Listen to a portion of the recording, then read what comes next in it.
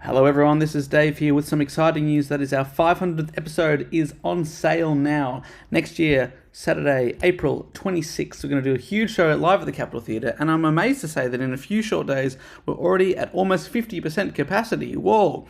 People have told us they're coming in from interstate, even from overseas, to come to the show, which is so exciting.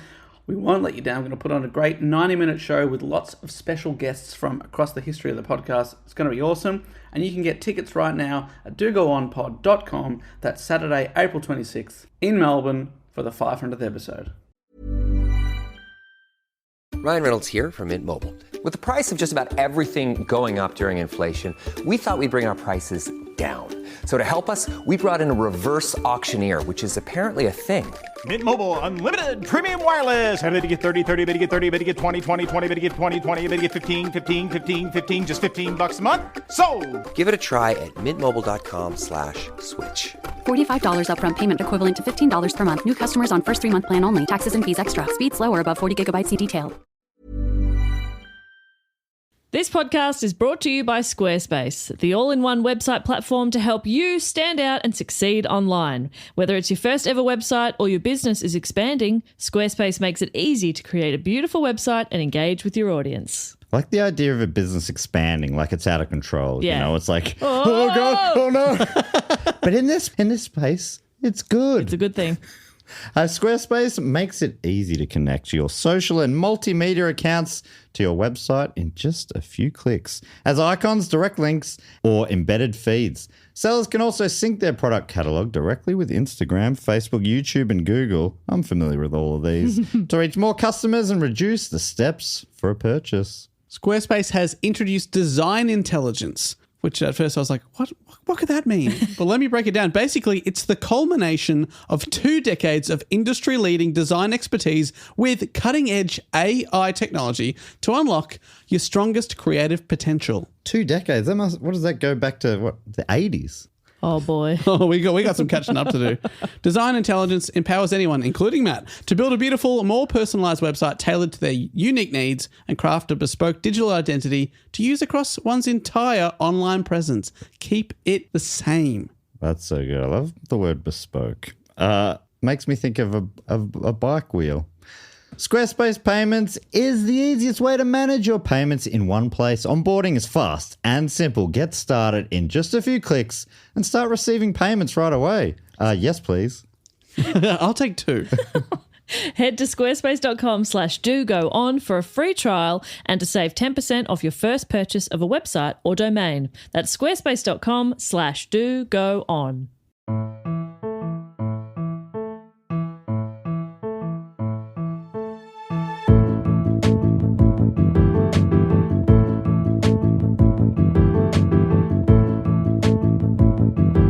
Hello and welcome to another episode of Do Go On, the Crispy Special live in Leeds!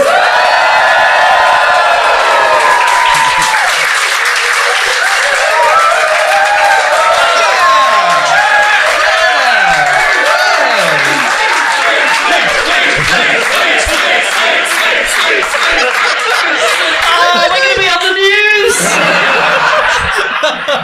What for? A riot. Okay. Yeah. An Australian podcast has started a riot this week. That was fucking sick. That was powerful. But see, like, if that happened in Australia, you'd be like, whoa. Yeah. Like, it's usually like, oh, racist. But this was nice. This was powerful. I'm pretty sure it's the same over here. Oh, yeah, that's where we learned it from. Yeah. Okay. We tried to get it going in Manchester last night, but it did not have the same ring to it. Manchester. Yeah. Leeds, perfect for it. Perfect. Yeah. One But at the syllable. pie shop next door, I did say, are you all familiar with Prime Minister? So my favourite pie is Kevin. And you said same. Well, I got some really rough news for you. They're killing off Kevin. Yeah. And in Manchester, they had already killed him off. Yeah. So I said to them next door, I said, please, sir, can I get a Kevin? And he said, yeah, of course. I said, we couldn't in Manchester. He said, well, we're better than Manchester. And then he realised and he said, actually, no, this is the last Kevin. Tonight is literally the last I night. ate the last Kevin. And he was delicious. Honestly, so good. And one of the best green rooms in the biz we were just in. It's the mop closet, but it is. It feels about right beautiful for spot us. to eat a pie. Yeah. But anyway, I've got quite a long report to get to. Great. So Right, and the way the show's going to work tonight is we're going to do Jess's report, the Christmas topic. We're going to have a little halftime break, and then we're going to come back and do, for the first time ever, everyone's favourite section of the show live. That's right. that could have gone either way. It could have been like, we'll just leave. It's okay. You absolutely can do that. Yeah, you can certainly leave at the break, or you can get a drink and hang around for the best part of the show. Yeah. Everyone's favourite part. So that's how we're going to do it. But we have a couple of questions we usually ask at the start of a live Always at show. our live show, we start by saying, give us a round of applause if you've ever heard Do Go On before.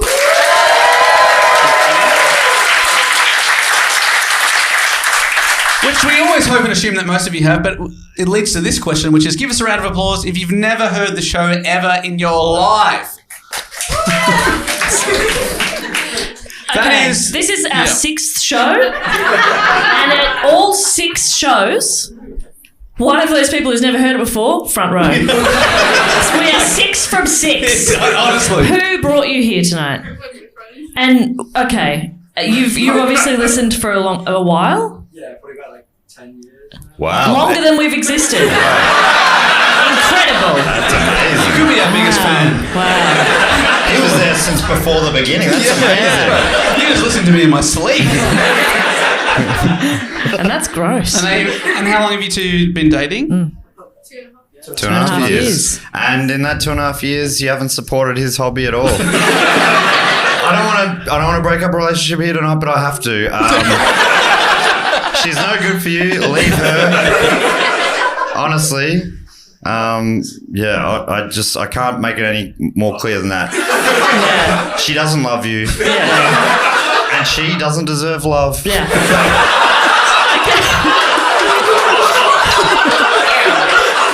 Anyway, welcome to the show. I thought the bit where you said before that you were relieved when someone died was the worst thing you could say to me.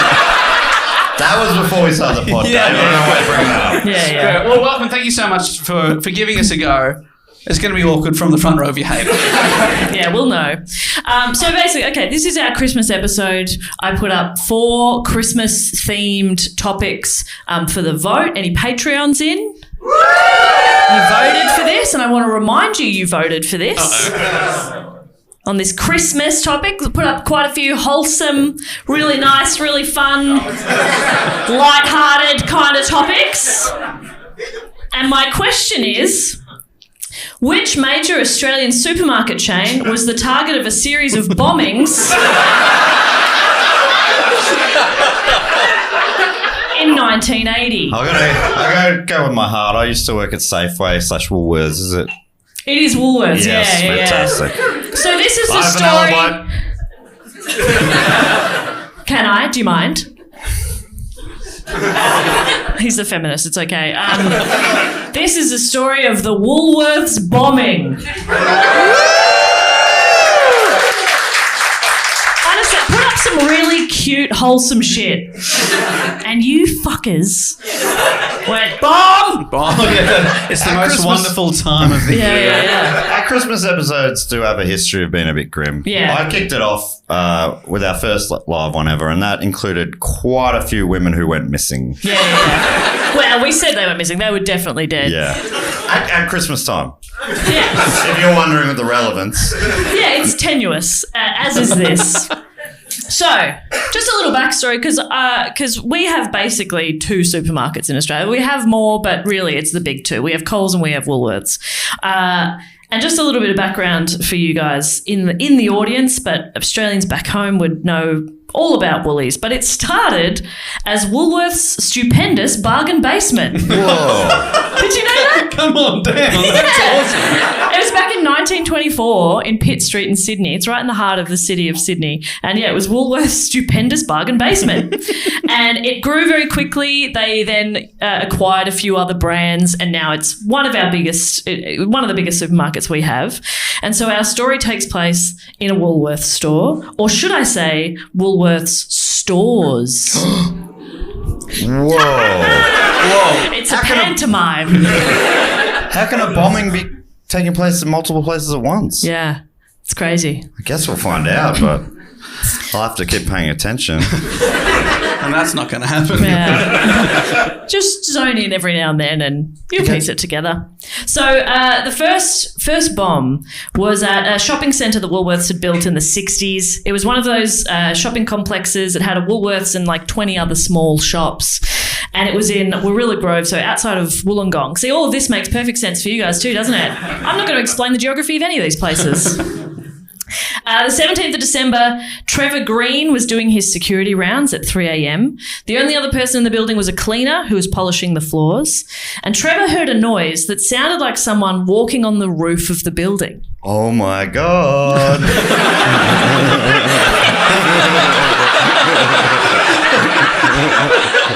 Could it be?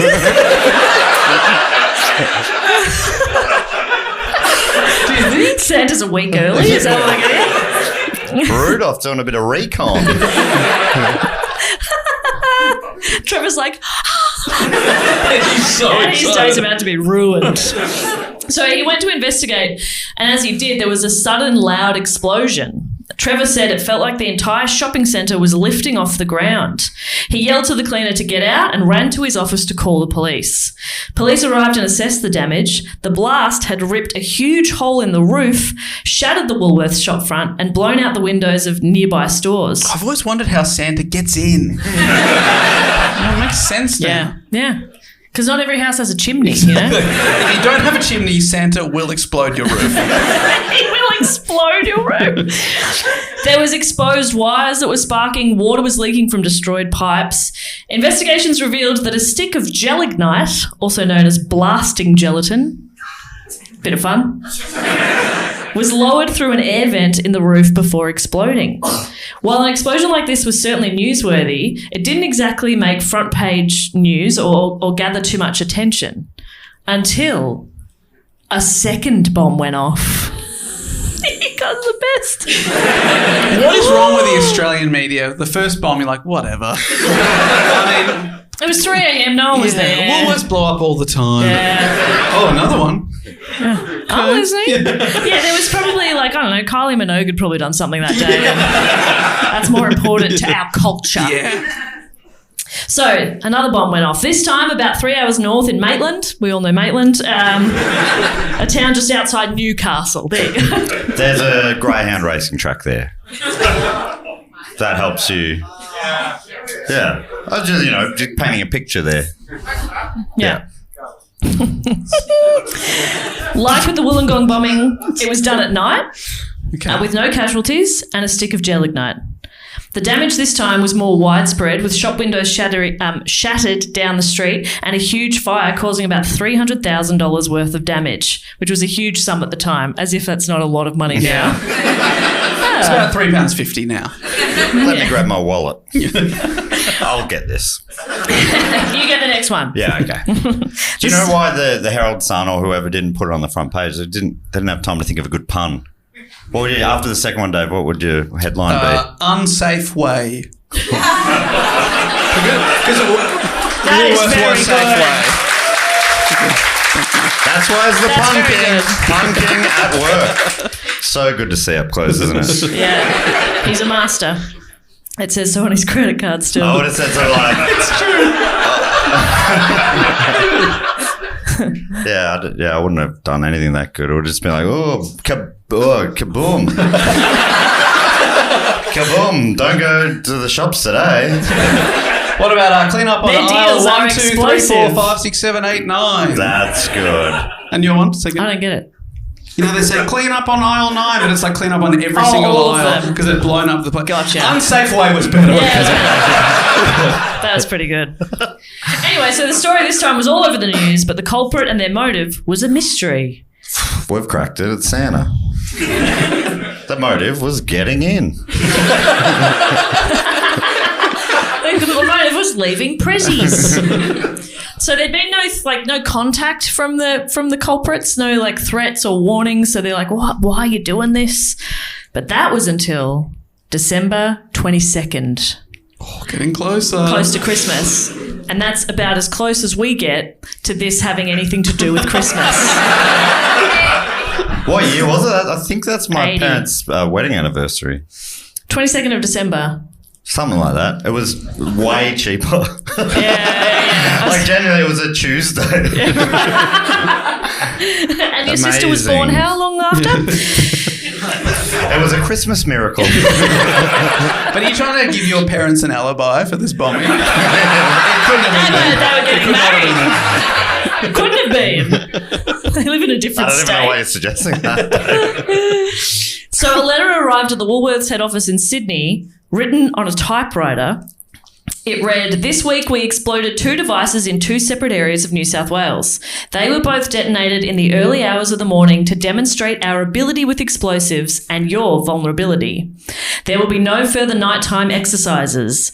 If it is necessary for us to bring more pressure to bear upon your company, we intend to place explosives in your stores which will explode during peak shopping hours."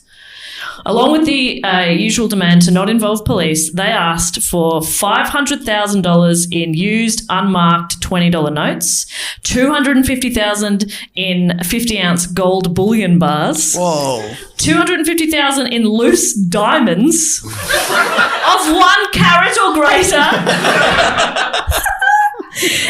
Any foolishness regarding the true value of the gold at any cost and diamonds will result at...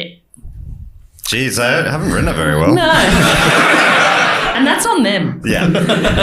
Any foolishness regarding the true value of the gold or the diamonds will result in great embarrassment to the people we know are decision makers of our demands. Ooh. So they're like, don't fuck with us. And you we give me definitely- cubic zirconia or I'll fucking kill you. I like it. They're like, and we know them. Yeah. Don't ask us their names, But we know know. them. We know who's making these decisions. Yeah. So Yeah. we'll know if you're trying to do funny business.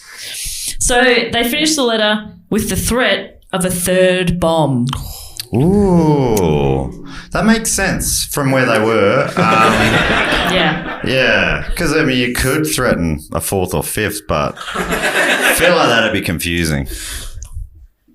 It was so hot. For the listeners at home, Dave is Naked. And everyone's laughing. Sorry, it was so hot. You're right to laugh. You are right to laugh. your But hair you've is actually so. put your t-shirt on backwards too. Made you look. I actually looked. Isn't his hair perfect for an elf hat? Yeah. That is so perfect. There's no more perfect elf. No. Dave not Warnocky. just his hair's perfect for it, your Yeah. whole physique. The whole vibe. Yeah. And yet you played Santa. Ridiculous. Only because I was so good at the elf, they gave me the promotion. Seriously, yeah, it was a bad choice. It's not a good business move. Anyway, I'm trying to build So tension. I There's a know. threat of a 3rd A bomb. third Oh my bomb. god! And it's not going to be at night. Nah. Oh my gosh. And it wasn't an idle threat either. The 3rd bomb came on December 24th, 1980, Christmas Eve. We are closer. You said that we wouldn't get any more Christmassy than the 22nd. Yeah, I lied. You are diabolical. Their target was a flagship Woolworths store in the middle of the Sydney CBD. It was 3 p.m. Christmas Eve, and the 10-storey Woolworths was packed to the brim with shoppers. So the first few floors of the building were shopping departments. Nowadays, it's just a supermarket, but back then it was more like a department store as well. Like John Lewis and Partners. Local reference. I went to one today.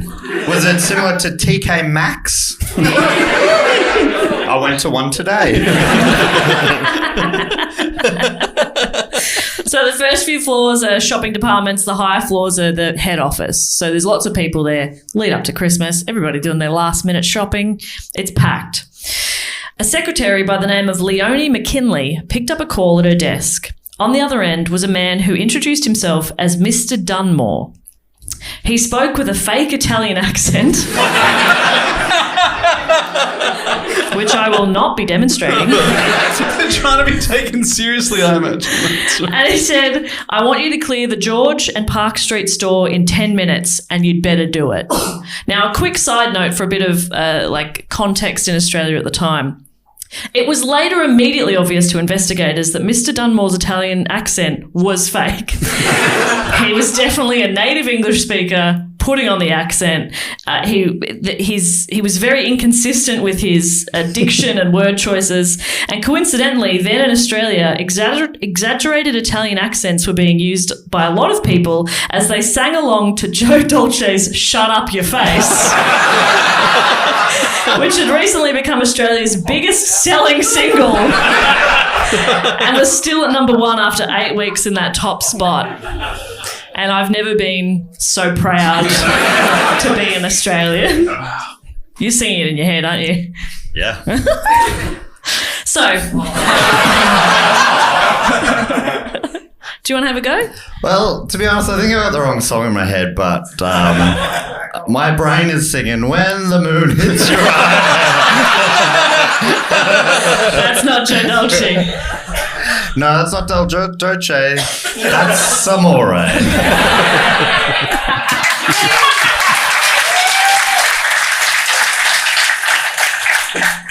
So anyway, they've got this bomb threat, and then I went on a tangent about "shut up your face."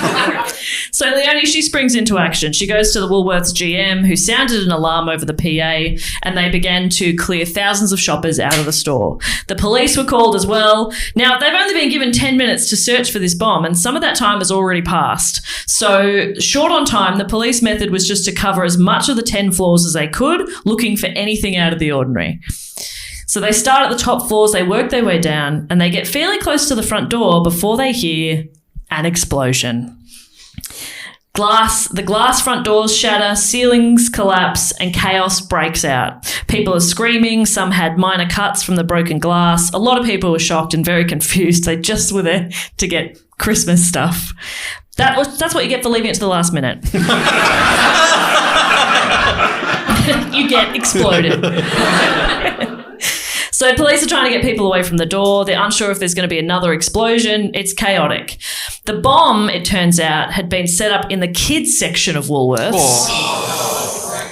So as you can imagine, the police are now extra pissed and pretty keen to find these people. After the third explosion, eyewitnesses reported seeing someone leaving a nearby train station entrance in a bit of a hurry. The description of that person matched the description given by a Woolworths employee who had seen someone acting suspiciously in the toy department earlier that day. Was he dressed as Super Mario? Because that's who I'm imagining. Why? Because of the accent. The accent. The accent, yeah. Right. It's a me. The bomber. Is it unusual for someone to be rushing out of a train station? Yeah. That feels like... But I make note of it. If I see someone rushing Right down the description. or off a train, I'm like... Oh, what are they up to? What the fuck's going on here? Taking a mental image of them. Yeah. I just take a photo. I take an actual image. I've got thousands of them. Bunch of suspicious freaks. So anyway. So from there, they put together identikits of this person, but of course, with bad witness memory, the descriptions weren't all that helpful, and it was a bit of a dead end. A few days later, the bomber makes contact again. As soon as they pick up the phone, they hear, "It's a me!" I'm walking in. Like, okay. That is inconsistent. Yeah. This time, the bomber gives very specific instructions to have a Woolworths security guard, who he identifies by name, dress in a boiler suit and be given the ransom money. I don't know why he got to choose his outfit. Seems a little full on to me. I'd be like, whatever he's comfy in, something that can get wet. What are you doing to the security guard? That's for me to know. So he's like, give him the money, put him in a boiler suit, then I'll give more instructions. The police had apparently somehow predicted that this would happen. And they had actually ordered that particular security guard to go on holiday, and they put one of their own undercover guys in there. And so they're like, "Oh, do you want Jerry? Yeah, he's away. It's Christmas." And the bomber goes, "All right, yeah, we'll do the other guy." So it's an undercover cop. So yeah, he agrees, which is insane. Police then prepared to make the ransom drop. They had cars following behind, aerial surveillance by helicopter, and all transport like airlines, trains, and boats on the harbour staked out looking for unusual activity. So they're really playing it very cool. There's helicopters over here. No, we're not looking. We're just checking. So the caller directed the man in the boiler suit to a pub in Western Sydney. When he arrived to that pub, there was a phone call that then directed him to another pub in Double Bay. Because the police were everywhere in the city, they were able to make it to Double Bay before the boiler suit officer made it there. And that's where they noticed a man with a big bushy beard.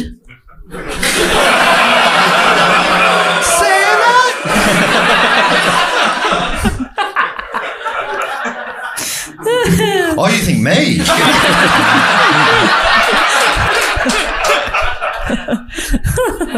I reckon your parents have an alibi, but do you?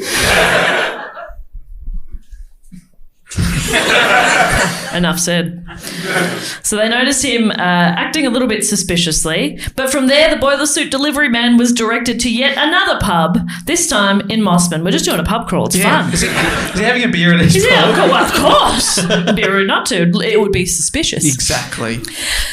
So when he gets there, he's told to reach inside a gap in the wall where he found a walkie-talkie, and he was now getting directions from the bomber via walkie-talkie.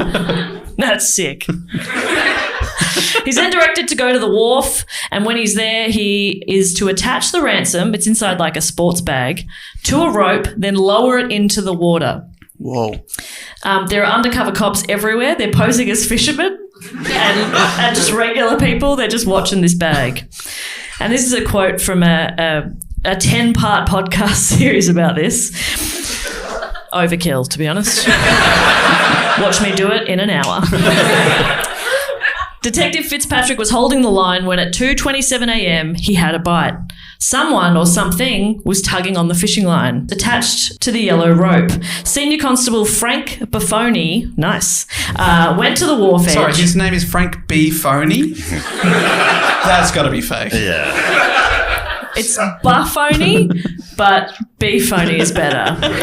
Frank Buffoni went to the wharf edge and peered down into the water. Against the darkly shimmering surface, he saw a man in a full scuba suit with twin air tanks on his back. Whoa. What level of Mario is that? That's one of the underwater ones, yeah. Do, do, do, do, do, do. Like I had one furious nodder in the front row. I don't want to say who it was, but leave it, mate.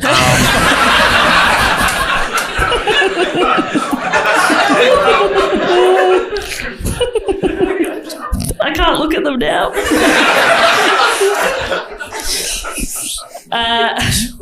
This guy was trying to cut the rope. Right. He looked up and locked eyes with the undercover officer. Keeping cool, Frank Buffoni said, "Oh, gee, mate, you gave me a fright. I'm just doing some fishing. Anyway, I'm Frank B. Phony, that's what I see you later, just fishing." So the scuba guy did not respond. Was he underwater or is he up? He's underwater. Oh, maybe he's just like head above water. Yeah. Oh, geez, mate, you scared me. The guy's like, what? So Frank, as casually as he could, retreated from the wharf edge and hurried to alert Detective Fitzpatrick and use his radio to raise the alarm. So he just went like, "Oh, shit, so what? Night, see you later. Just gotta go make a phone call real quick." So he rushed back to the edge of the wharf. Frank Buffoni's... Jesus Christ. This will edit together really nicely. Jesus Christ was born the next day. Next day. So that's appropriate. So and they're trying to not let us call it Christmas anymore. What's this Christmas? What is it? Honestly, festive greetings, what we all say now, that's rubbish. We should still be allowed to say Christmas. Like we all do still. You are at an age where when you say stuff like that, when you say that, everyone goes funny. Yeah. When you say it, they go fucking hell. Yeah, no, you're right, Grandpa. The irony is more built in for you. It's a lot more dangerous. I've really got to use the eyes. Yeah, you got to do a lot of eye work to be ironic now. Yeah. Can't say anything anymore. I think you just look like you're having a medical episode. Well, in a lot of ways. Anyway, so Frank's his surprised fisherman act had worked. Oh, really? Scuba guy's still there, still working away trying to get this bag. So Frank, he pulled his service revolver out and he aimed it at the guy and said, "I'm from the police, don't move or I'll shoot." The guy's still like, what are you saying up there? What? So the suspect, who they'd codenamed Mr. Bridge. It's not all good, you know. They're the police. They're not the most creative. Mr. Bridge? That is so bad. What would you call him? Sir Road? Yeah, okay. No, it is harder than it looks. Yeah. It is harder than it looks. Anyway, so the police, they get this guy out of the water and they establish that Mr. Bridge is in fact called Greg McCarty. Whoa. Great name. Greg was born in Queensland. He's the son of a popular local rugby player. He was popular with the ladies at school and was a promising young footballer. One of his girlfriends, and again, a reference you guys will all really enjoy, one of his girlfriends growing up was none other than Australian daytime TV star Kerry Ann Kennelly. Oh my God. Oh, have I ever told you, once I was up in Sydney, it was deep into the night.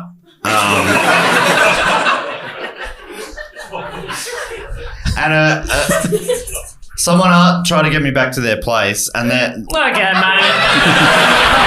We were all believing you until that. I'm going to move on. Put him out of his misery. Yeah, that's right. Her name was Sarah B. Phony. No,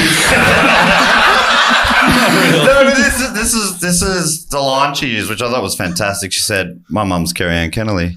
You want to come party at her house?" And you guys are married now. Did he say yes? No, I couldn't go. You could go to Kerry Ann's house. I don't believe that was true. But it's such a wild lie. I think it is true. So Kerry Ann. So does anyone know who Kerry Ann is? Why would anyone know? Okay, so she had her own like daytime talk show and had a theme song that went like this. Kerry Ann. Fucking awesome. Fucking awesome.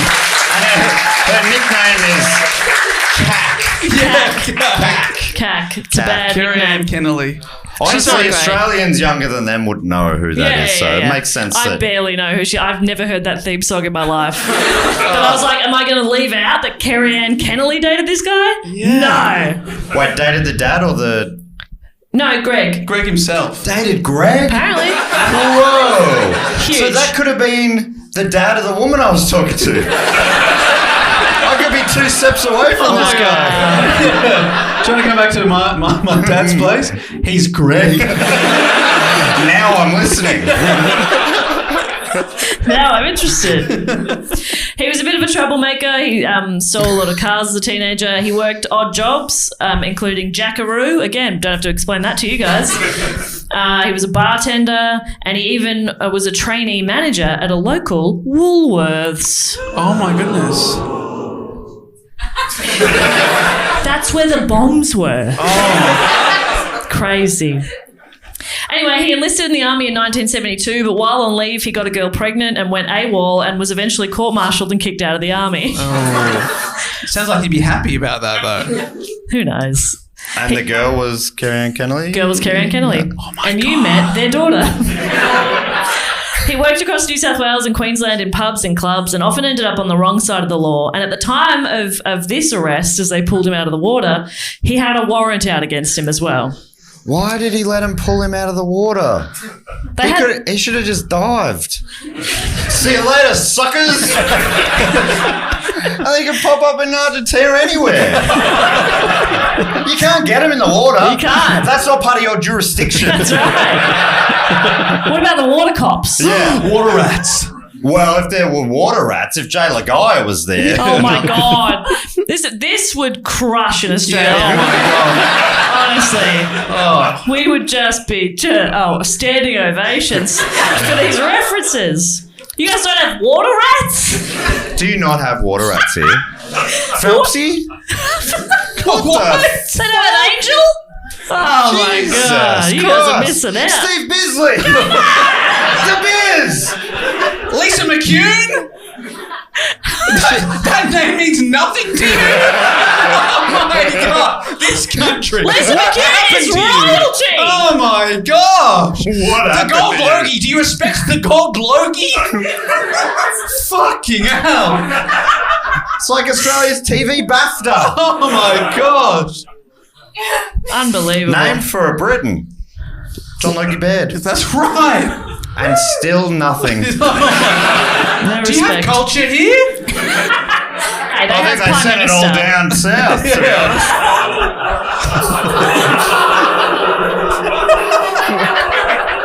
You guys are very easy too. Actually, it was easier in Edinburgh to just go, the English. 5 minutes standing ovation. Very easy stuff. I really did let you have it over there. oh, the fuck, yeah. Woo. And they'd be like, yeah, fucking kill him. Which is what I'm here to do. So, Lock the doors. Okay, I'm gonna keep going. okay. Let me know if you want me to shut up for a bit. How will I do that? Because I've been trying for 9 years. Well, I could go to the bar and then I can't talk.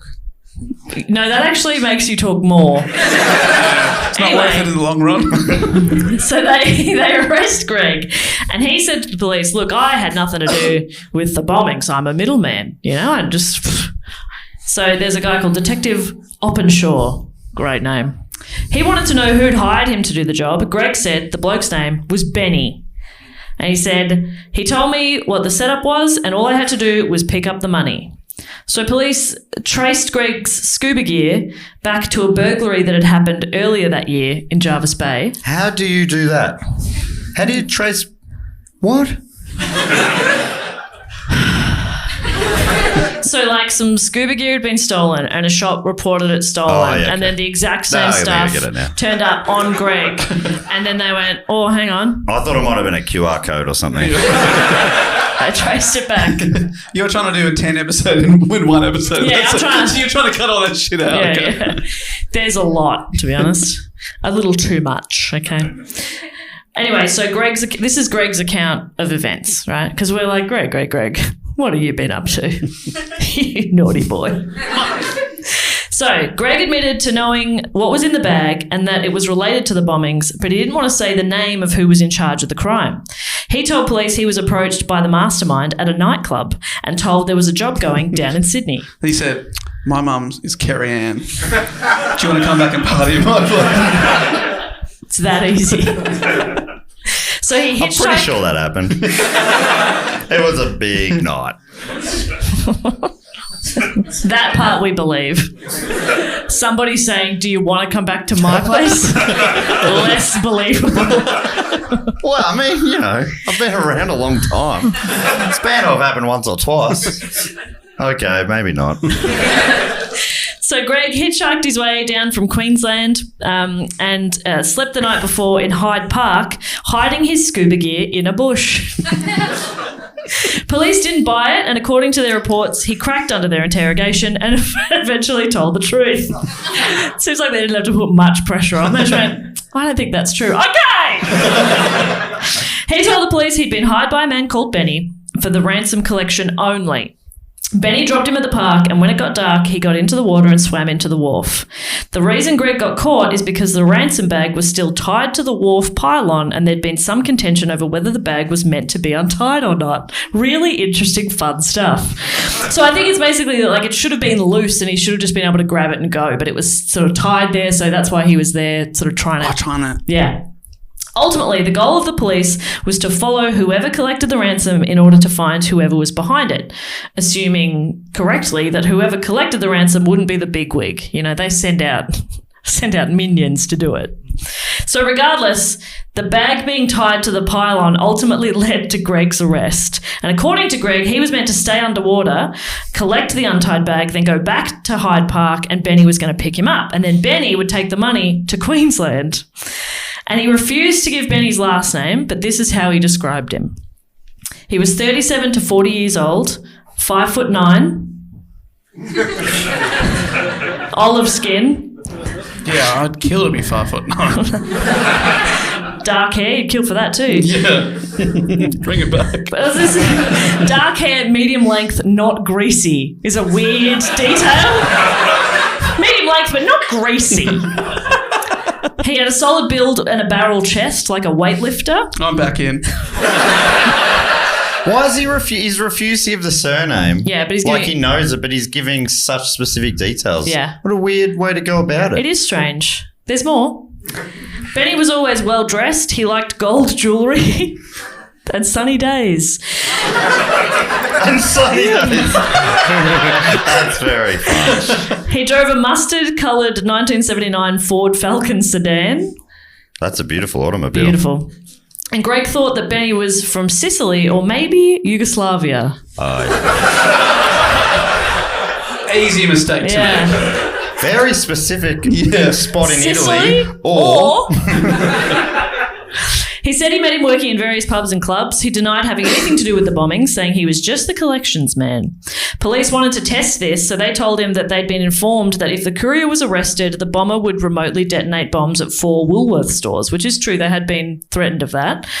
And Greg was quick to deny this, which police believed, they sort of thought, well, only someone that's more involved with the crimes would have an opinion on whether there'd be more bombs. If you've literally just been sent to collect stuff and the police said, well, we've been threatened with more, you might go like, oh, I don't know anything about that. But Greg's like, nah, no more bombs. So they're like, I think you're more in on it than you're saying, Greg. He said, I haven't said any. I mean, no, Yeah, Greg's not bright. So he was eventually arrested for trying to steal the money and diamonds and was denied bail and remanded in custody as his previous warrant meant he was a serious flight risk. While he was in jail, police got more information about his movements and what really happened in the lead up to his arrest. And it mentioned that he'd been in Melbourne in September of that year. So they searched his flat that he'd stayed in Melbourne and found a piece of paper that said the Greg file. Is that his nickname? And references to $1 million. So they're like, oh, I reckon you're a bit more involved. So while Greg was in jail, Woolworths agonised over whether to open stores due to the new bomb threats. They did for about 2 hours and then they changed their minds. They called a press conference, they called the police, and 1,000 police officers descended on the 250 Woolworths stores across the state and evacuated everyone. So there's quite a lot of panic. Greg, while he was in jail, the media were reporting that police had failed to get the head criminal, and police were criticised by politicians for an amateurish tactics that put people in danger. There was a frenzy to find Benny. They released his description to the public, and media reminded people that a $250,000 reward was offered for the identity of the head honcho, leading to lots and lots of leads. None of them all that helpful. That's where we are. Can I just double check? Is that air conditioning? Does that work? Is it everyone on hold or just me? I'm okay. Don't worry about it then. Thank you so much for checking. So the big question at this point is, who the fuck is Benny? Who the fuck is Benny? I'm Who the wondering. fuck is Benny? Eventually, police confront Greg about the information they have that they found against him, including that the scuba gear was stolen, and he admits that Benny is made up. What? The bit where he said he loves the sun? What? This guy should loves write gold books. jewelry. Oh my God, he's a novelist. It's beautiful. That was real to me. Benny is not real. Really? I'm so sorry. But he still refuses to tell them anything more, and police keep trying to get information out of him. While this is all happening, police are gathering more and more information, and even though they've now found out that Benny doesn't exist, they have started to narrow in on who they believe is in charge of the bombings. They were going really hard. They were tracking the stolen scuba gear, and they were interviewing anyone who knew Greg, and they were trying to link Greg directly to the bombing, and they found blue insulation tape on his abandoned underwater propulsion unit, the tape that was also found in one of the Woolworths bathrooms. It feels tenuous, but they really hold on to this. Okay. Through these interviews, they discovered that in December of that year, Greg had met a man named Larry Danielson at a local bowls club, and they'd later lived together. Through their investigation, they were able to discover that Larry had previously worked at the surf shop that Greg's stolen scuba gear had come from. Oh. So the police decide, maybe we need to have a chat to this Larry fella too. So Larry Danielson, he was not a career criminal, but a career musician. Same thing, am I right? I don't know what that means. He was born Keith Edward Bradford in 1932. Keith. And he was a New Zealander, and he dreamed of playing rugby with the All Blacks. After an injury, he developed an interest in music. Apparently, he drove into town one day to buy a book about music, and on the way back, he ran into a sheep and injured his leg further. And that is the most New Zealand thing I've ever heard in my life. Like he tripped over a sheep. He was driving. Okay. When he injured his leg, I did think tripped on it as well. They are everywhere. He became a pretty good musician, and after graduating high school, and according to him, he moved to Argentina and then England. In amongst travelling and being a musician, Larry told the story of the time he was apparently playing cards with famous actor Peter O'Toole, making him late for a read-through of Lawrence of Arabia. I think that's probably not true. Larry was in and out of court for criminal offences and had even been to jail before. He moved to Papua New Guinea, working for Ansett Airlines, and it was there he tried his hand at being a pop singer. He even released an album called Travellin' Music, which you can still listen to on Spotify today. Oh. So, for the journey home. That's a classic thing, though, isn't it, when you go to Papua New Guinea? It's sort of like the Hollywood of music. Yeah. You're like, I want to make it big as a musician. I'm moving to Papua New Guinea. Yeah. It's tales old as time. Yeah. When he eventually moved back to Australia in 1977, he started running a live music venue and cinema called Flicks in Manly in Sydney. The venue hosted a few classic Australian bands in that late 70s era, including Skyhooks, Midnight Oil, Cold Chisel, a few of your faves.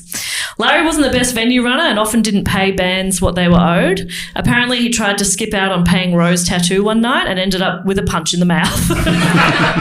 He was a bit of a local character. People recall Larry driving around town in his red Maserati, although sometimes people say yellow Ferrari.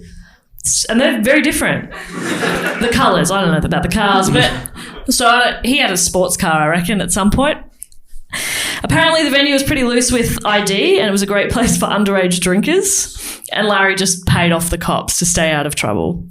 He owed a lot of people a lot of money, and Flicks eventually went bust in early 1980. So maybe he needs cash. After this, he ended up in a sort of halfway house where he eventually lived with Greg. So, police ask Larry to come to the station, which he agrees to, and they begin asking him lots of questions. Does he know Greg? Yes. What were his movements on key dates in the investigation? He says his memory is hazy, but he gives them his whereabouts for all the dates, including times he and Greg drove to Sydney together. And when they type up his statement to sign, he refuses because he couldn't be 100% certain on the details. The cops spent a bit of time with Larry over the next 24 hours, going back to his house to question him over some things that didn't add up, including his whereabouts on the 22nd of December, the day that the letter was sent, and 2 days before the third bombing.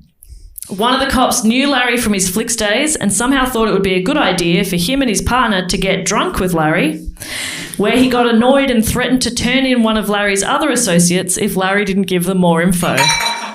And that feels like good use of police resources. Yeah. Nothing came of this encounter, but when the police got back to Sydney, they decided to listen to the recordings made of the phone calls that had been made during the bomb threats. They decided they needed to record the next phone call they had with Larry, and the recordings were then sent to a phonetics expert to do a comparison. So they think Larry's the one making the phone call with the bad accent. He was kept under surveillance during this time, and on the 29th of January, police took Larry to the station for further questioning. And while he was at the station, his house was being searched. Evidence was collected. Larry was under intense scrutiny and presented with evidence, including the blue tape, linking him to the ransom drop-off and the bombings. The same tape that linked Greg to the crimes. That pesky blue tape. It actually was integral to the case. Yeah. Wow. And when I said it the first time, I could feel everyone go, the fuck? And you're right. Yeah, and I feel that still. But the tape is apparently important. He was then informed that he would be formally charged and appear in court, and he was refused bail. He was held in the same jail but separate sections as Greg.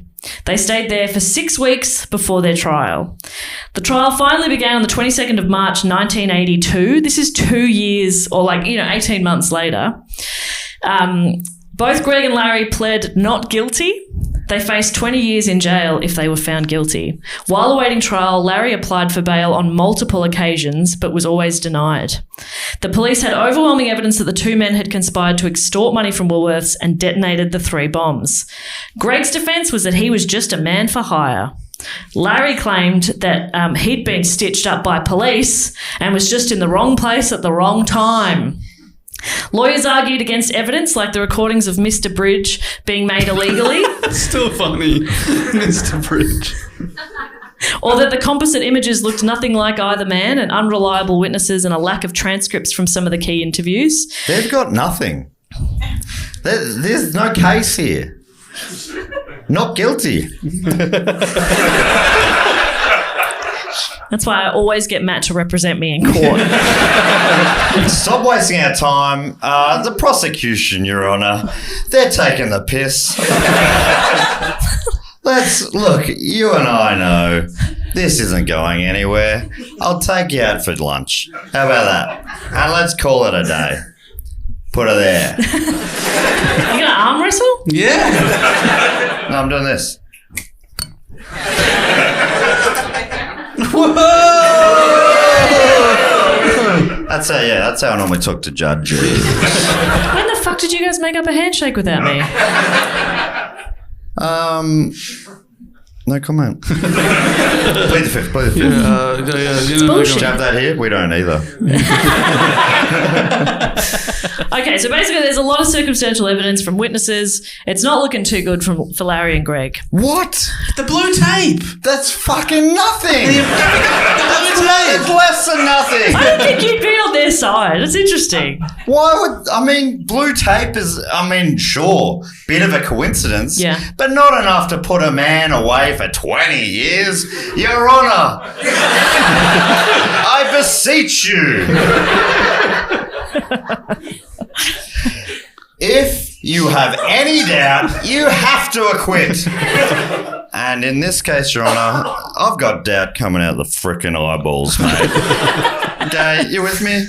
And he's nodding. He's going, honestly, yeah, but they make me do this. And I'm like, I get it, brother.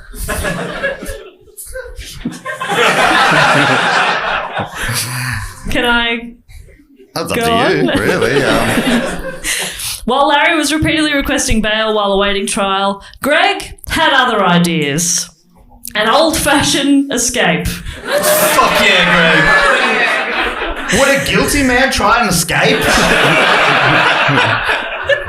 I ask you that, Your Honour. Surely that's a man who is craving the freedom he surely deserves.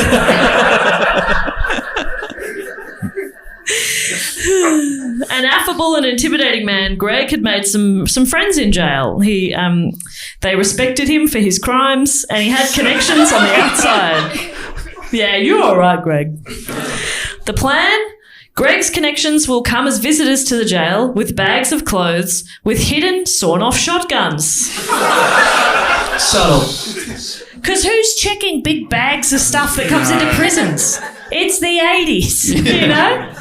They're not checking anything. They're like, yeah, cool. Bring in a gun. Yeah, what do you got there? Clothes, sawn-off shotgun? Come on in. Come on in. Thank you very much. But before this could happen, he was taken to a different jail. He was moved. His breakout plot had been foiled by snitches. Fuck. I don't know whose side you guys are on. Did anyone die in the bombings? Nah. We're on their side. So he's now in Parramatta Jail waiting to be called up for trial, and he's earned the nickname Mr. Woolworths. So prisoners are worse at coming up with nicknames. So it's the 10th of April 1982, it's 10 a.m, and Greg is seen in the visitor auditorium. 90 minutes later, during the daily head count and general checks, Greg was nowhere to be found. Police and prison staff searched for him. It took them 2 days to even consider that he'd escaped because they were so sure that was impossible. So they're like, he's probably just in the loo. He'll turn up. Isn't that a crazy attitude to have? So good. Oh, he's around here somewhere. It's a big prison. He'll get hungry and he'll come back. 2 days and they're like, fuck, he might have escaped. So they come up with a theory that between 10 a.m. and 12:30 he must have cut off his hair, shaved his beard, and managed to walk out with other visitors. Just wandered on out. The first sign that he definitely escaped was a carjacking on Easter Sunday. The woman recognised him from his mugshot, and he was even wearing his prison clothes. It's nice that this is both a Christmas and an Easter special. I've covered all bases. So the police are absolutely baffled. Meanwhile, Larry has been sentenced to 20 years in prison. Greg has also been sentenced, but he's still on the loose. Then on the 17th of May 1982, 17 months after the first Woolworths bombing, another bomb goes off at the Woolworths store in Liverpool in southwest Sydney. No one's hurt, luckily, and the damage is minimal.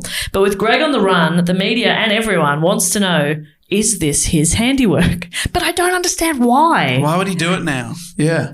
A photo of Greg is released. It's an old photo showing him clean-shaven.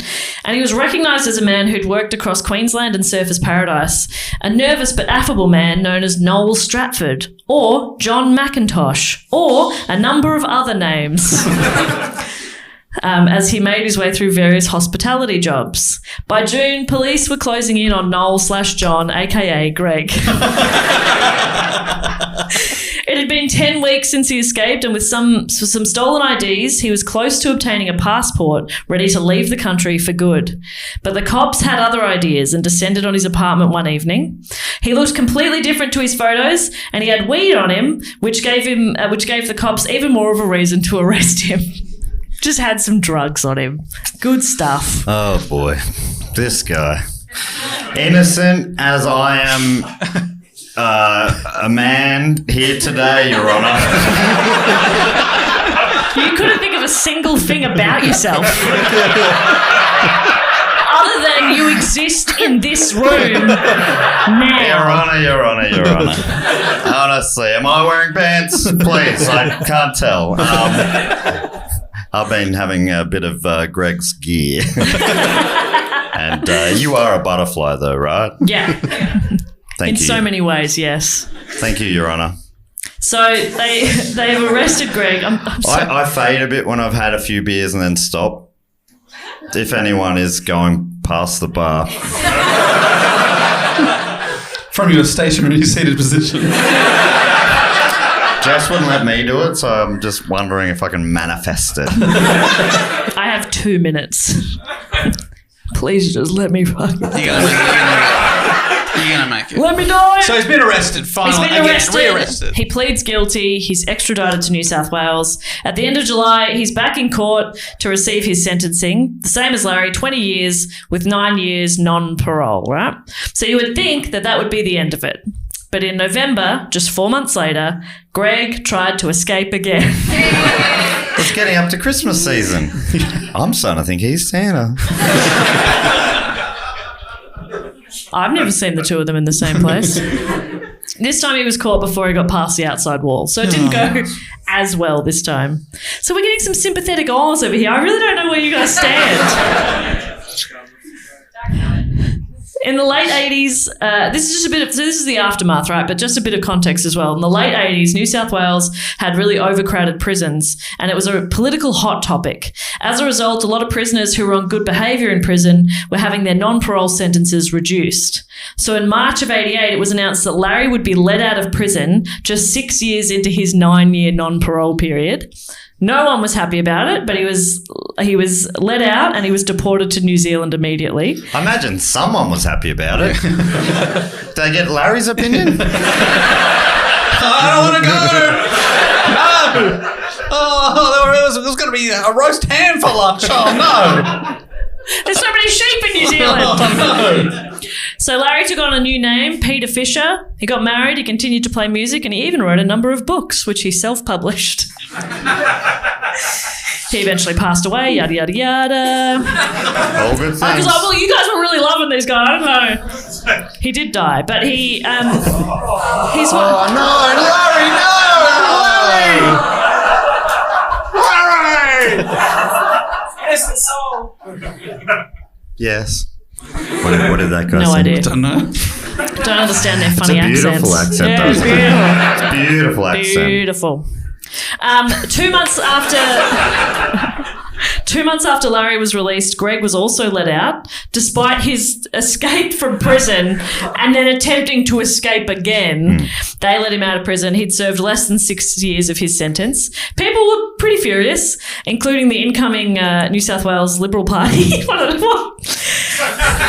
He led a pretty quiet life, but in 2005, he faced court over a stabbing incident. It's pretty grim too. It's pretty... We might have backed the wrong horse here. Pretty full on. Stabbed a guy 20 times. Oh, but we all love Greg, don't we? Oh, I love Greg, you sickos. No. Well, what we all think is the system let him down. And to be fair, Jess, you would have been pissed if you'd only stabbed the person 19 That's times. true. That is true. I have a weird thing with numbers. I imagine he finished and 20. Oh, I lost count. Oh, I'll have to start again. Trying to get it in the same stab holes.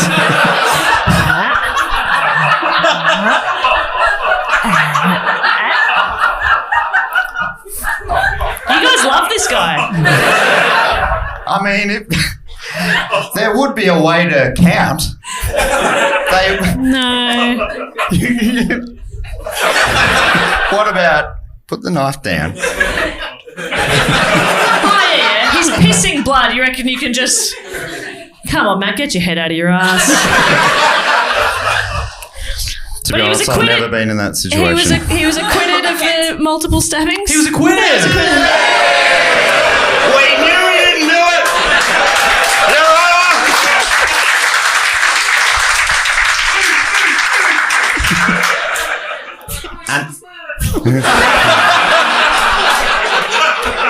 Honestly, I am full of Christmas cheer right now. Look, God bless us, everyone. I had a little paragraph to bring up the mood a bit, but I don't think I need it. I think we can end on he was acquitted.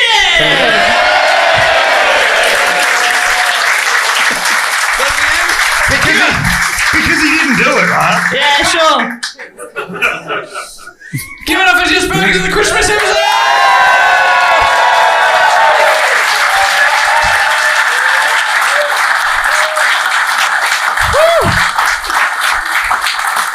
Wow. I think that's our 10th annual Christmas episode now. Really? Yeah, and it gets Christmassier every year. Christmas, yeah, every year. Yeah, that one was, that really got me in the mood for Christmas. Can't wait to see my mum. Tell her this story. Fun Christmas conversation. She'd be impressed by the fact that guy dated Carrie Ann. Oh, yeah. Mum loves Carrie Ann. Yeah. All mums do. All mums love They Carrie love Ann. cack. Can't believe you guys don't have cack. Oh my God. Anyway, we did it. Great work. We did it. Another Christmas episode done. Another wonderful live episode done. We couldn't have done it without you wonderful people. Thank you so Yourselves much. a round of applause.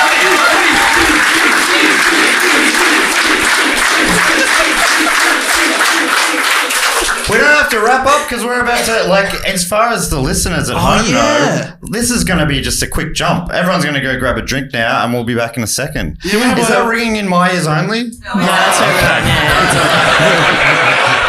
Well, we should have said yes. Damn it! Yeah, what are you talking about, old man?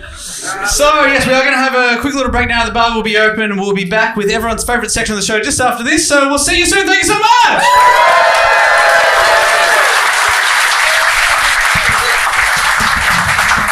This podcast is brought to you by Squarespace, the all-in-one website platform to help you stand out and succeed online. Whether it's your first ever website or your business is expanding, Squarespace makes it easy to create a beautiful website and engage with your audience. I like the idea of a business expanding, like it's out of control. Yeah. You know, it's like, oh God, oh no.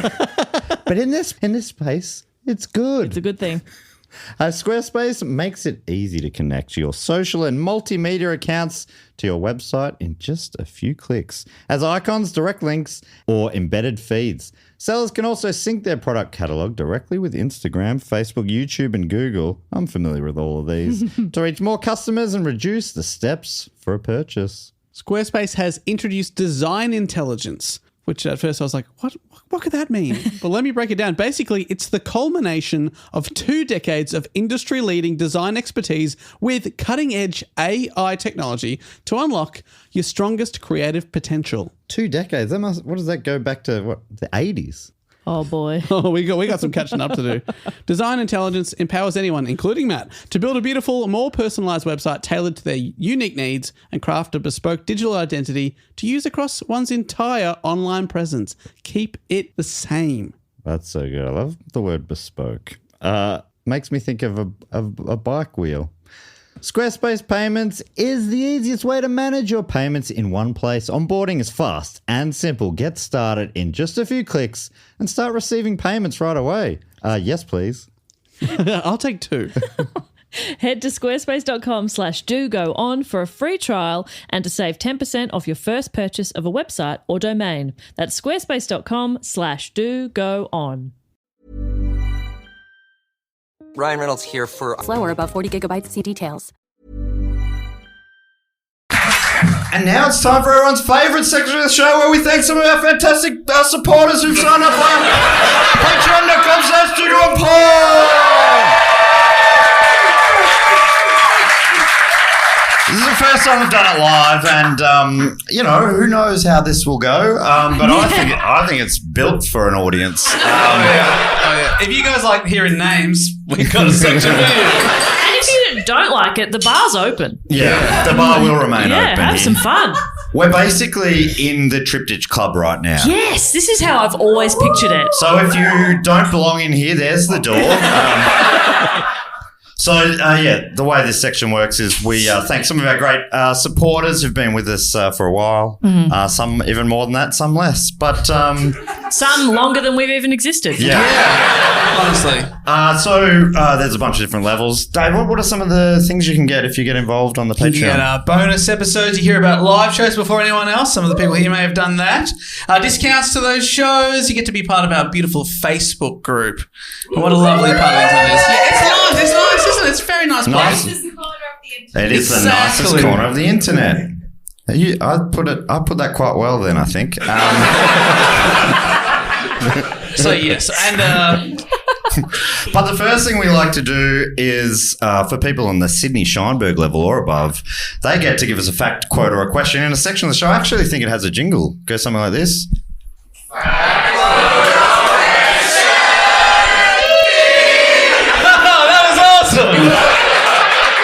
They always remember the ding. They also remembered to sing. I was like, I've talked enough. So the way this section works is our great supporters get to give us a fact, quote, or a question, or a brag, or a suggestion, or really whatever they like. I normally read out 1, 2, 3, or 4. Tonight I'm going to read out 4. Why not? The first one, I don't know where any of these people are from, so let's see if... Oh, actually, I know where he's from, but...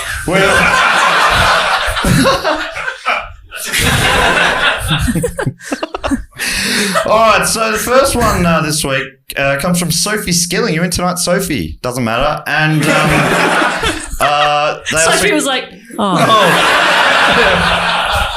They also get to give themselves a title, and Sophie's title is Sydney 2000 Ambassador's Girlfriend. Ooh. Very specific. Sydney 2000, a great time for our beautiful nation. My goodness. You should have been there. The best Olympics Ever. Yeah. for Australians. Yeah. Yeah, we did really well. Sophie's asking a question, writing. I should also say I don't read these out till I read them out. Which is just excusing me for not being super good at reading. And but now he also has to battle tech. So Sophie writes, "Hi gang, I am drunk."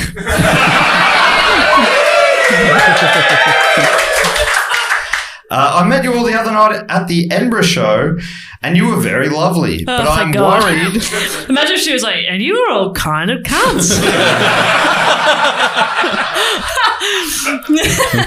You're all very lovely, but I'm worried that I did a bad job at talking. No, that's our thing. So sorry about that, lol. Luckily, I made my boyfriend Max come with me. Oh my god, that's a bit... That makes up for everything. The nut ended all right. Started awkward, but jeez Louise. Had a big finish. Is this a brag? It's framed as a question, but my word. Holy Good moly, heavens. getting to know you very well. Luckily, I made my boyfriend Max come with me. And he had his Sydney 2000 Olympics jumper on. Well, that'll do it. That's enough for me. But you can leave your Sydney 2000 jacket on. I remember seeing this jacket. Me too. Yeah, I do. Oh, yeah, it was Came a up real with it. highlight of the trip. Came up at the end of the show and I was like, oh my God, Yeah. Sydney 2000. And then I was having a fun time. We were all there. He said, she said, you all enjoyed the jumper. One by one, we all had our go. We all came together. To honour this jumper, I'm so glad we're getting a chance to do that. To honour this jumper, my question is, do you have a piece of clothing that also acts as a conversation piece? Sophie, as I always ask question writers to do, has answered her own question. I have a fluffy green jacket that makes me look like I must find a way to stop Christmas from coming. If you know what I mean. Anyway, big love, XOXO. Oh, wow. Gossip Girl. Gossip Girl. Oh my gosh. Conversation starter, fashion pieces. Basically everything you boys wear. Oh yeah, people Little are fashionistas. Yeah. Honestly, I've got a Vegemite hat. It'll be one of my favourite hats. It's yellow. It's corduroy. It's a great hat. And Corduroy. I was in Brisbane a couple of weeks ago, and I couldn't believe how many people said love that hat. It wasn't a conversation starter, but it was a real compliment starter. Yeah. And, Same thing to me. yeah. Mine would be, and I think a lot of people in the audience would understand this, anytime I wear a dress with pockets. Yes. That's a conversation starter. There's a lot of yes. Yeah. It's the best. People just go, pockets. No, it's What do you got in usually there? somebody goes, that's a nice dress. You go, thanks, it has pockets. Oh, And so everyone you're goes, starting the "Ooh." conversation. You don't get it. And that's okay, but you don't get it. I've got pocket privilege. Nearly everything I own has pockets. Yeah. Must be nice. It really is. I think I might be wearing one of my conversations. This is my X-Files t-shirt. And So I a just few met- people over here can't see Oh, it, sorry, you Dave. can't see it. Mulder. That is the creepiest. What the fuck are you doing? So you all have a good look now, and I met a lovely chap just in the break there who came up and said, I've also got an X-Files t-shirt. So, is that you? Yeah, brother! Yeah! Love it. So, Sit down. so it started a conversation. What are you doing? That's a perfect example. Yeah. So funny for a man wearing fake elf ears that his conversation starter is a t-shirt. But honestly, look at Scully there. She's breaking. What's the old fella's name again? Skinner. Mitch Pileggi. Skinner and Scully? Like, fuck. They're running out of ideas. They didn't get far through the phone book, did they? Topical. Oh my God, the question was from Skilling as well. Oh. What could it all mean? Yes. I don't know, Mulder. Man, this is fucking the best. Honestly, I really wish we could just do this another. Anyway, what do you reckon? Next tour, this is it. Thank you so much, Sophie, for that. Next one comes from James Edwards, aka cool gay uncle of the pod. You look fabulous. They're just jealous. I needed to hear that. Thank you, James. This might be the first time I've had one of these. It's not a fact, quote, or question or a brag or a suggestion. It's a wish fulfillment. Oh, that's interesting. Yes, and interesting how I pronounced it too. Fulfill. All right. When in doubt, just be like, that's how we say it. Yeah. You know? That's just an accent thing. Yeah. Everyone says it like that back home. Fulfillment. James writes, hi, gang. How cool are we? We're in a gang. Remember those wishes you made when I appeared as a genie during the fact quarter question at the end of Michelle Brazier's Doctor Who guest report? Yeah, of course. Yeah. I don't remember the report I just read, but I remember that. I think I speak for all of us when I say no, James. We do not. No. Anyway, he's going to recap it by the looks of it. He says, well, here's how they turned out. Michelle, you wished that all dogs be as big as Shetland ponies. For Bruce and Eva, her two dogs, to live healthily and happily as long as you and Tim are living. That's... Well, because we said that we wish the dogs would live forever, and then we're like, oh, that's bleak because then we would die and then the dogs... So the dogs will live as long as we live. Okay. So you're killing the dogs in a humane way. Yeah. My dog goes with me. And to always have enough money to solve your problems, but not too much that you start creating problems for other people. However, herds of stampeding giant dogs rampage through towns and cities, causing huge amounts of damage to property, leading to you having to pay massive amounts in compensation. Oh no, Michelle, you didn't think it through. James, this is kind of feeling like you're a bit of a killjoy. I don't know what I wished for, but I'm scared. I have a bad feeling he might be monkey pawing us. Oh, no. Dave. What did I wish for? You wish to have the ability to teleport anywhere in the world with anyone you want. Oh. To have a card that demands any bakery you go into must give you a free pie. Yeah, that's right. And for Humphrey, your dog, to live as long as you. Yeah, we all really jumped on that train. Yeah. I think I have a feeling I know what mine's going to be. As soon as we heard that one, we're like, I want that that's one. right. Yeah. However, What? you can never teleport to or from the same place twice. The pies you receive are all made by Mrs. Lovett from Sweeney Todd. Humphrey is now the size of a Shetland pony due to Michelle's wish, and you can't afford to feed him. You go broke and end up homeless. What the fuck? Wouldn't I just give him a Sweeney Todd pie? Yeah, James. I look forward to in a few months when we've forgotten this, that you update us again. Yeah, that's right. Oh, that's grim. Wow. Jess. Oh, no. You wish to be able to sing. You also wish for free business class flights on a real plane.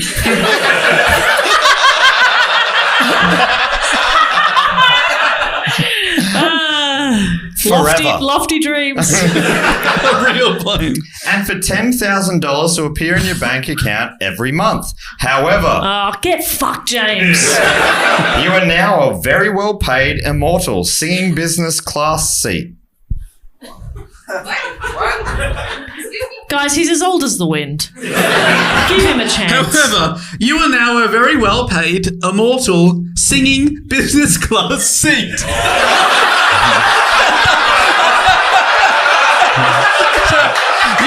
You can fly business class forever. Yeah, so I might have hit the emphasis a bit wrong on that. That's bullshit. All right. Well, I assume mine's going to go well. Matt, you wish for world peace. Oh, my God. What am I like? You guys must have felt like a real piece of shit. No, I'm still disappointed I didn't add the dog thing in there. You wish for world peace, for everyone to be happy. Yuck. So cute. And for the Saints to win a premiership. A little something for me. However, the Saints winning a premiership is such a massive improbability that it causes a breakdown of society, resulting in World War III. Everyone dies in nuclear warfare. He's really skipped over the world peace part, hasn't he? Well, that would mean that you are the reigning premiers forever. Oh, my God. I will take that deal. He said, oh, so sorry. Looking forward to seeing you in London. Much love, James. I'm not sure I'm looking forward to seeing James. Thanks so much, James. Next one comes from Sophie Tudor. Who are you tonight?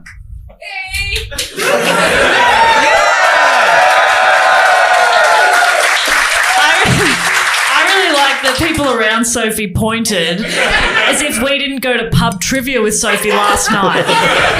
Like, yeah, we know. Yeah, she was the only other one there when Siraj told us he was going to Poundland today. So I'm too much of a gentleman to ask what Sophie's been up to. Okay. She very clearly said not that. All right. Sophie has the title of Group Mum. Mm-hmm. Stop sticking your tongues out at each other. Aww.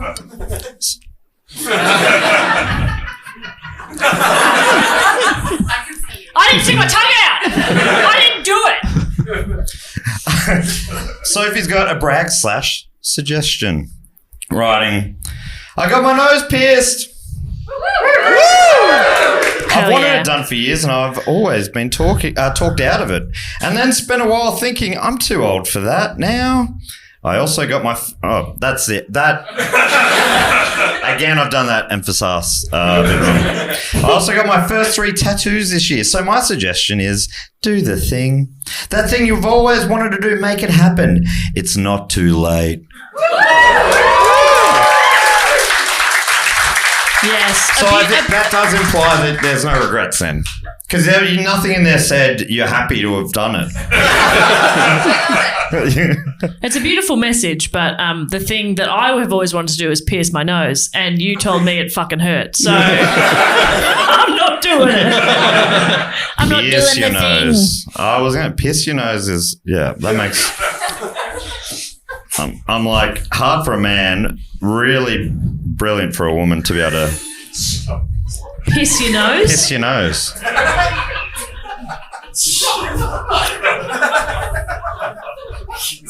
They really have no culture here. Yeah. The final one of these tonight comes from Paul Meller.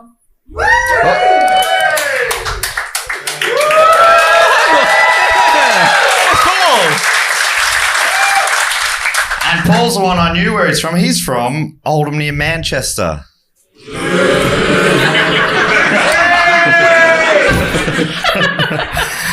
Paul has the title Santa's Little Helper. Yeah, you pricks. Yeah, you booed Santa's Little Helper. You happy? Nah, good on ya. Paul's got a question writing. Have you been good boys and girls? No. And what do you want for Christmas? Oh. Topical. Oh, because I really want a dash cam. I really want a dash cam. Dave, it's pronounced Dachshund. I'll take one of them too. I thought mine was boring. Yeah. No, sorry, I'm being so sincere. Somehow you've overtaken me in old age. I asked for one last year and was ignored by the family. What else do you want, a leaf blower? Yeah, I've already got a leaf blower. I'm such a dad now.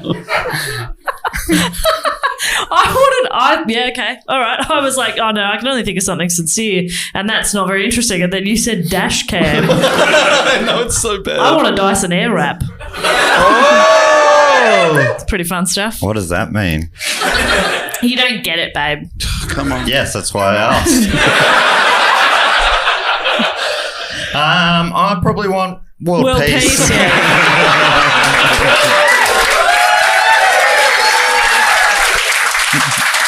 Insufferable. This Well, to me, this is a time of year for giving.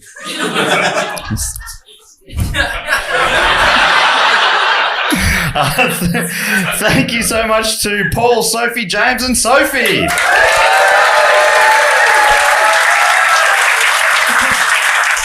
But we, of course, are not done. In many ways, we're only just beginning. Next up, we thank 9 for some reason. Oh, it's because we used to do 3 each. But we're thanking 9 of our other great Patreon supporters, anyone on the shout-out level or above. Yeah. And Jess, you normally come up with a bit of a game based on the topic of the day. Yeah, we're going to give them elf names. Yeah. Or we could do which store they'll bomb.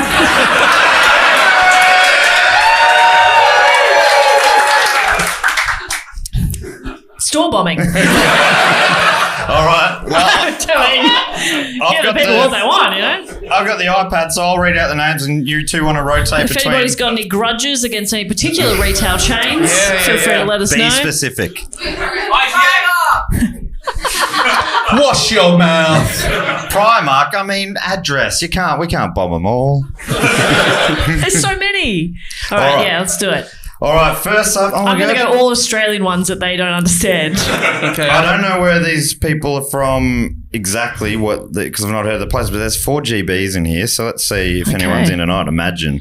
First up, and I apologise, normally I can get away with it in the studio, but pronouncing these cities wrong, and English people do not spell things correctly, but I'll do my best. Firstly, from Porthcawl in BGE.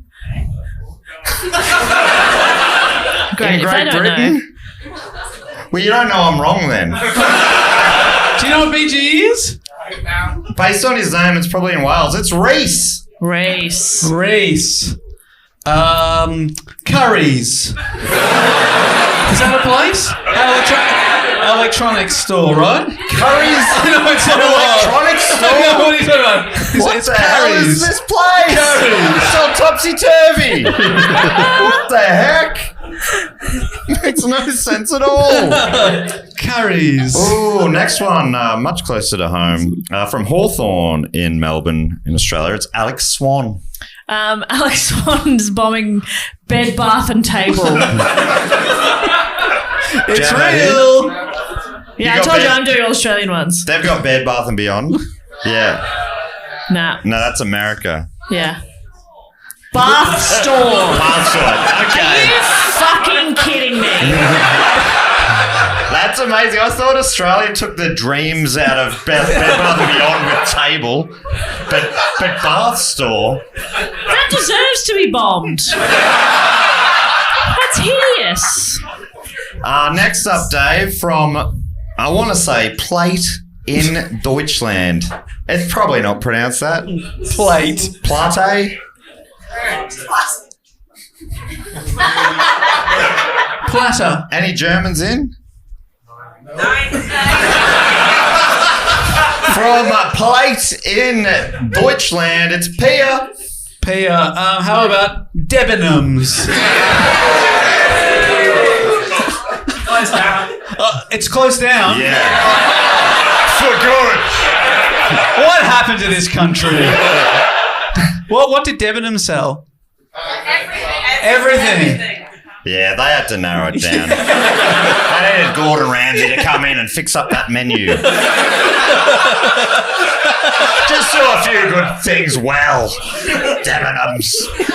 Next up, oh, interesting. From address unknown, can only assume from deep within the fortress of the moles.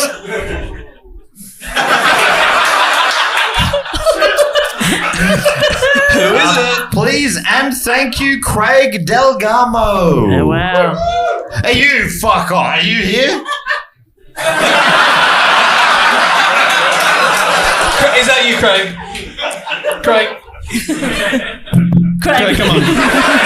Craig Bobby, come on.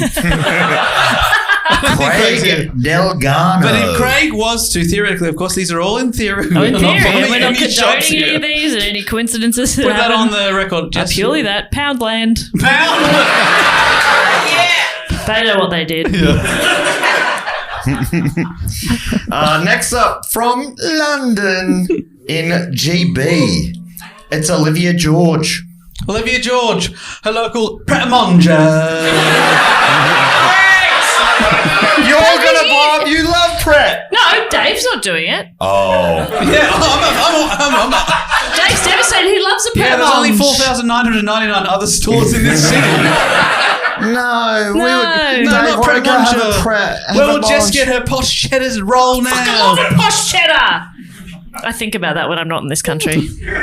I think about that There was posh one day cheddar. we had 2 in one day. I don't regret it. Dave, you're losing the people. Talk about Greg's. I would never bomb. Oh, Greg's will not be bombed on this show, okay?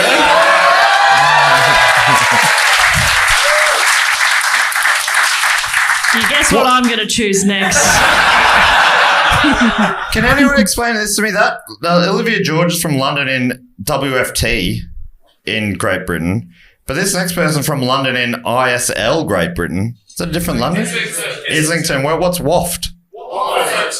And is that a different London? Or is London so big that it splits over 2 different counties? Yeah, just a few more. London and Greater London. Oh.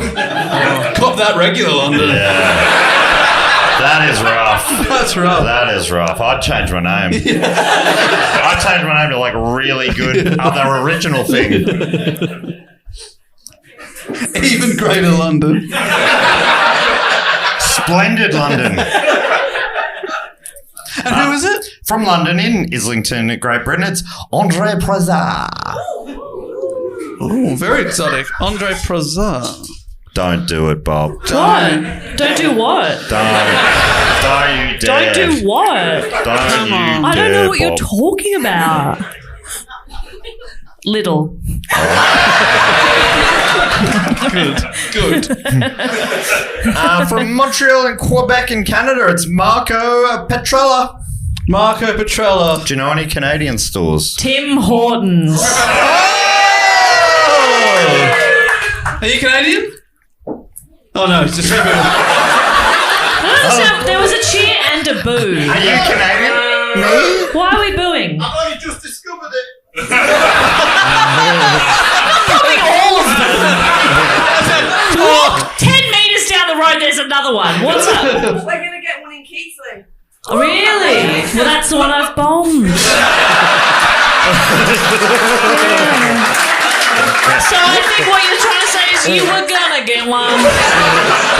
Another bombed it.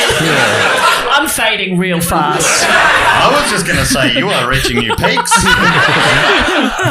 A couple left from Sheffield in SHF. I reckon that's also Sheffield in Great Britain. Please getting and it. thank you, Izzy. Izzy. Tesco Express. Oh, a few people here rely on that. What did you say? Did you say, I love Tesco? Oh, that's where I'm going to get my bits. Get my bits. Okay, I personally would use bits in a very different context. Yeah, Poundland. What does that mean? What does bits mean in that context? You get your bits. That does not help explain it at all. You just said the word again. Get a bit of hummus, and oat milk. Just the essentials, really. Dave's going as well. We're losing I it. think Dave is settling in nicely. We're losing him Yeah. To a the better Dave. to the mother country. Yeah. How many more? Okay, go. Finally, from Berwyn Heights in Maryland in the United States, it's City Aperture. Okay. I think that might be like an architecture firm or something. City Aperture. City Aperture. Oh, no. And so America? Yeah, Maryland. So an American one? Yeah, can you think of any? Do they do chains? Nah, Walmart rules. What about... There's a lot of ammo in there too. It would really go up. What about okay. Too many to think of. Yeah, Right? my brain's shutting down a bit. Macca's. Five Guys. That is the biggest feminist move you could do. Thank you so much to City, Issy, Marco, Andre, Olivia, Craig, Pia, Alex, and Reese. And the last thing we need to do is welcome a few people into the Triptych Club. Dave, explain what that means. This is our Hall of Fame, our clubhouse, where people have been supporting the show for 3 consecutive years or above on the shout-out level. We've already given them a shout-out and nickname a few years back, but for now, we induct them into our Hall of Fame. They come on in, and there's everything in there. There's music, there's food, there's drinks, there's air hockey, there's ice hockey, there's all sorts of stuff. And once you're in, you can never leave. But why would you want to ever leave? Lock the doors. Lock the doors. Yeah, there's everything you want in there. Def Leppard. Yeah, they've played. We've had them play before. So we've got 3 inductees this week. Now, if you don't know, Jess is normally behind the bar. Obviously, tonight she has to be on the stage, but Jess, you're normally behind the bar. You'll probably be heading over there later to make your cocktail for tonight. Well, I was thinking what inspired me was the Gel Ignite explosive in this. So... What? So I made jelly shots. Oh, fantastic. But every 8th one will explode. Hey, I like those odds. 7 out of 8. Fuck yeah. What temperature are they? They're very hot. Hot jelly. It's very hot shots. jelly. Wow. The stove at the oven's broken. Do you understand now? And Dave, you normally book a band for the after party? Yes, you're never going to believe it, guys. I've been in talks with these gentlemen for many, many months. Wow. And I've just so happened to book Leeds' favourite sons. It's the Kaiser Chiefs. Can you believe it? But they will be playing exclusively our parody versions of their songs that we've been writing on this tour. Because, Matt, what did I say the other night? I mean, this is not public ready, but Dave said after we were going to do one of our first shows, he said, I propose a dinner. And I started singing into the tune of I Predict a Riot.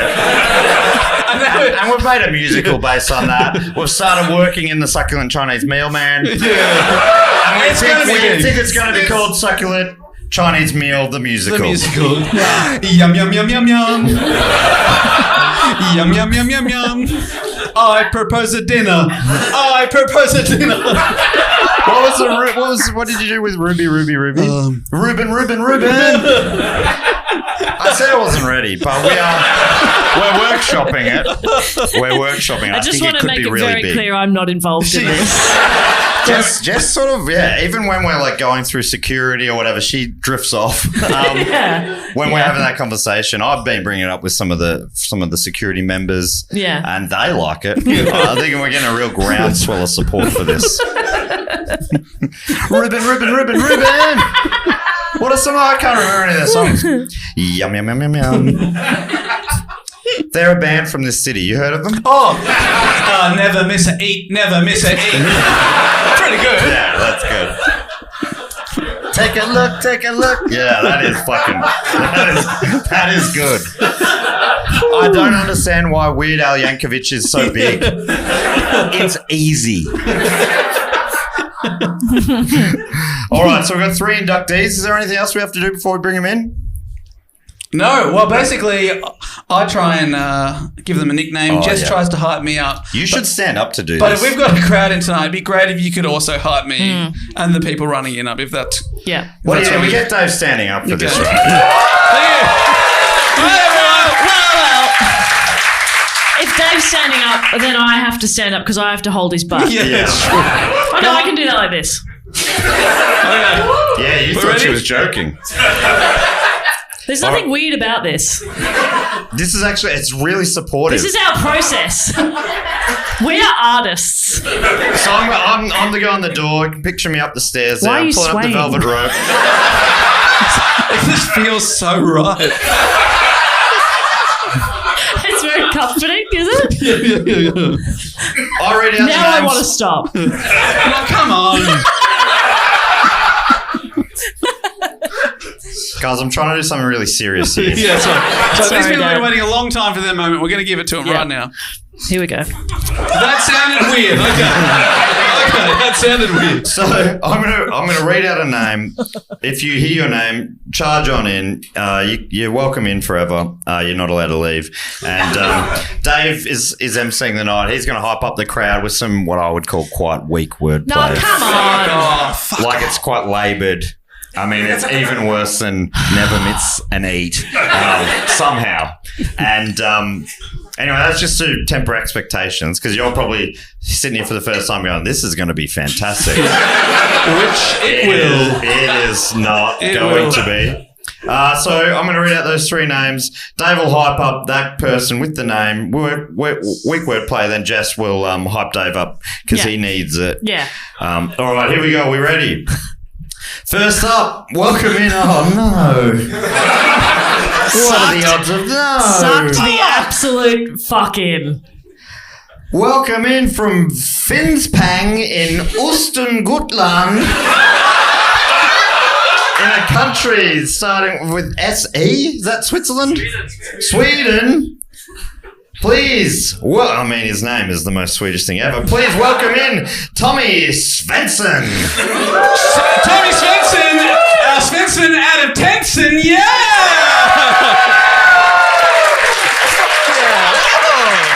That's awesome! How brutal is it to see that he actually is preparing? He's looking at the same list. It's not actually off the top of his head. Yeah. He's always reading it.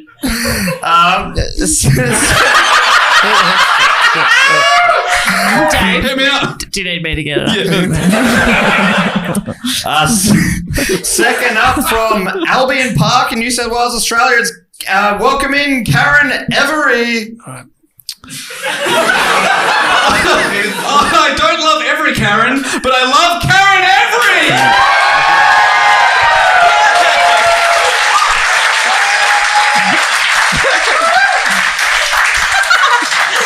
This is genuinely the happiest I've ever seen you. And I was at your wedding. This is a big moment. This is so good. It's a milestone.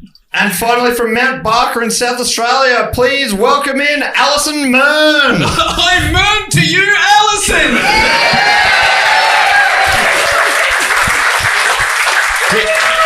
Did you... Sorry, can I just double check? Did you say I'm Mern to you? It sounded like Turn to You. Do you remember when Mel C had that song I Turn to You? Yeah. Thank you. So I was trying to do a bit of local, you know? I thought it was you were doing something about burn. Oh, and I thought yearn. Oh, I yearn for you. Yeah. That's pretty good. Welcome into the club. What an honour for you to have it happen at the first ever live episode. Alison, Karen and Tommy. And that brings us to the end of the episode. Anything we need to tell people before we go, Bopper? That we love them, that we appreciate them coming out to see us live in person.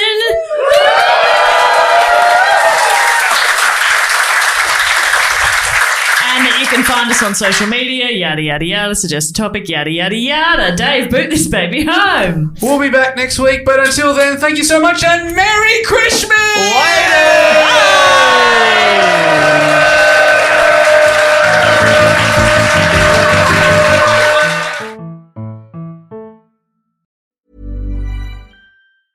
Every idea starts with a problem. Warby Parker's was simple. Glasses are too expensive. So they set out to change that.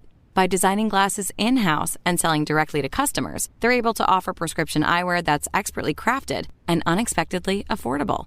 Warby Parker glasses are made from premium materials like impact-resistant polycarbonate and custom acetate. And they start at just $95, including prescription lenses. Get glasses made from the good stuff. Stop by a Warby Parker store near you. Don't forget to sign up to our tour mailing list so we know where in the world you are and we can come and tell you when we're coming there. Wherever we go, we always hear 6 months later, oh, you should come to Manchester. We were just in Manchester. We were just there, but this way you'll never miss out. And don't forget to sign up, go to our Instagram, click our link tree. Very, very easy. It means we know to come to you, and you'll also know that we're coming to you. Yeah, we'll come to you, you come to us. Very good. And we give you a spam-free guarantee.